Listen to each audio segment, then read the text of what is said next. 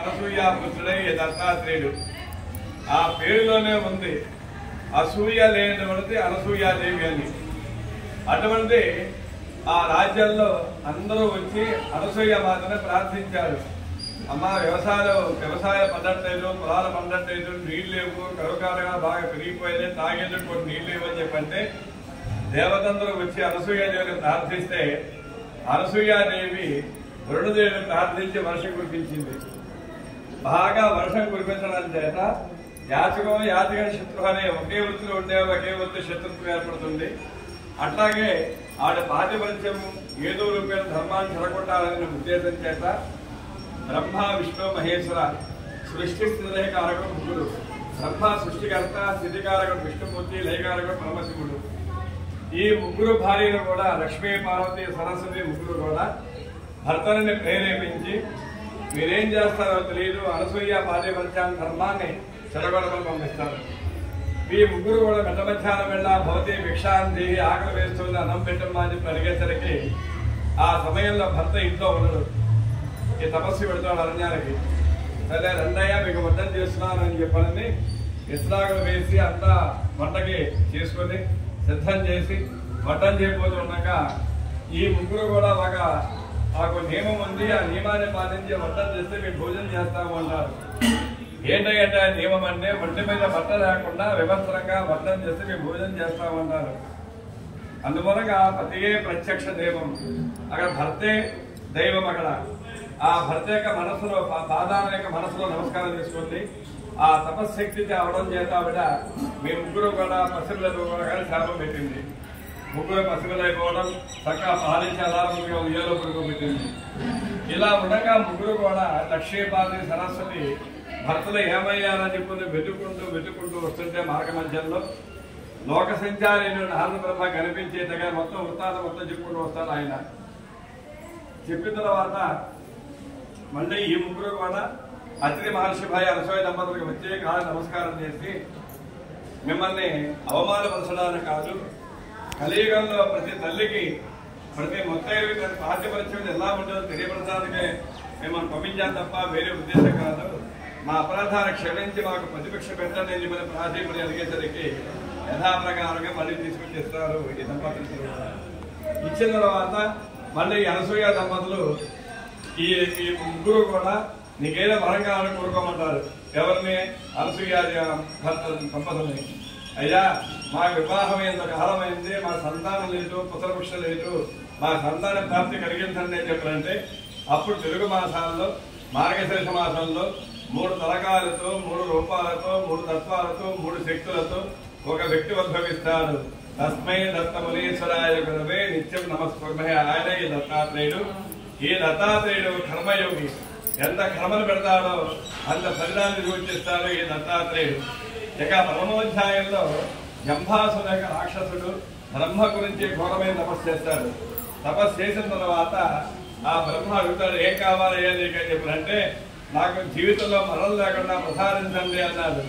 జాత సహి ధ్రువో మృత్యు, పుట్టిన వాడు గెత్తకమానడు, ఇంకేదో వరగాలను కోరుకోమంటాడు. అయ్యా నేను దేవలోకంలో దేవతందరినీ కూడా రాక్షసందరిని జయించి, దేవతను జయించి నేను రాజ్యాన్ని పరిపాలించాలని కోరిక ఉంది స్వామి అని చెప్పన్నాడు ఈ జంభాసునే రాక్షసుడు. సరే వరం ఇచ్చానయ్యా అన్నాడు.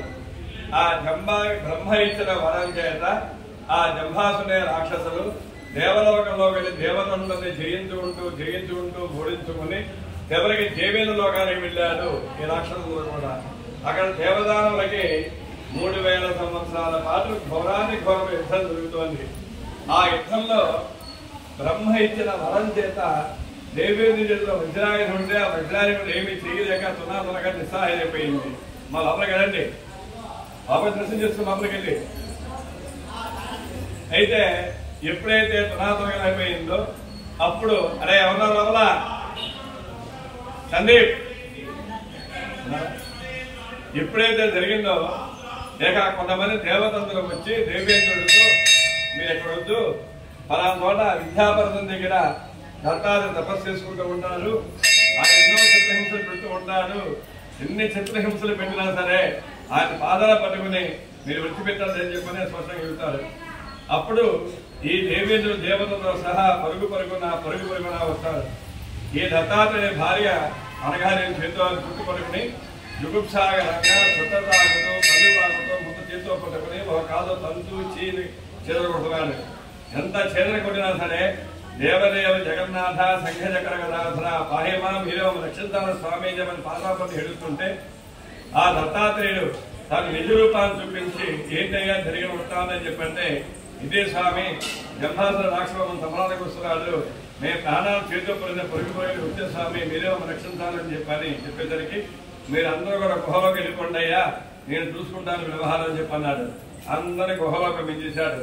వెనకాల జంభాసునే రాక్షసుడు చేతులు ఏవైతే మారణాయుధాలు ఉంటాయో అవి విసురుకుంటూ త్రమ్ముకుంటూ వస్తున్నారు.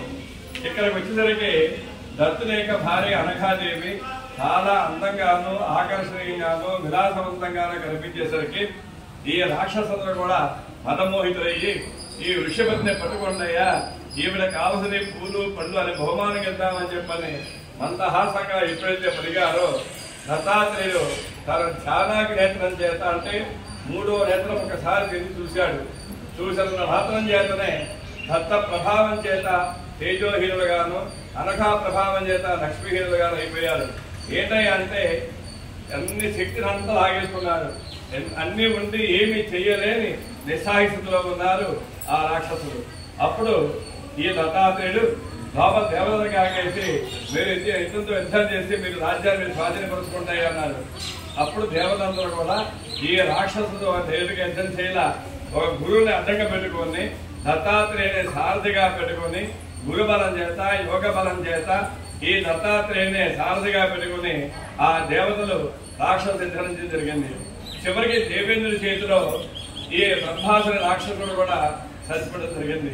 ఇదంతా కూడా గురుబలం చేత జరిగింది. అందుకనే దైవ బలం ఉండి గురుబలం లేకపోతే ఆ వ్యక్తి ఏ పైన సాధించలేడు.